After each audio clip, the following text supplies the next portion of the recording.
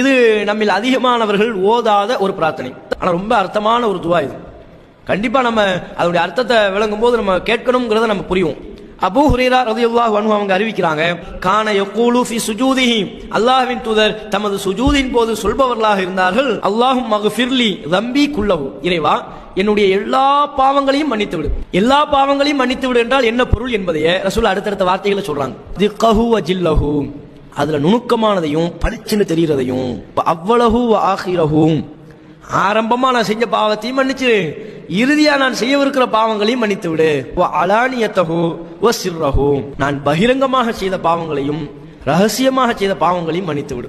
இதை நாம் நம்பிக்கையோடு உறுதியோடு அல்லாஹ்விடத்தில் தொடர்ந்து கேட்டுக் கொண்டிருப்போமேயானால் கண்டிப்பாக வெளிப்படையாக நாம் செய்கிற பாவங்களிலிருந்தும் மீண்டு வருவோம், தனியாக ரகசியமா நாம் செய்யக்கூடிய பாவங்களிலிருந்தும் மீண்டு வருவோம். அத்தகைய வாய்ப்பை அல்லாஹ் நமக்கு கண்டிப்பாக தருவான்.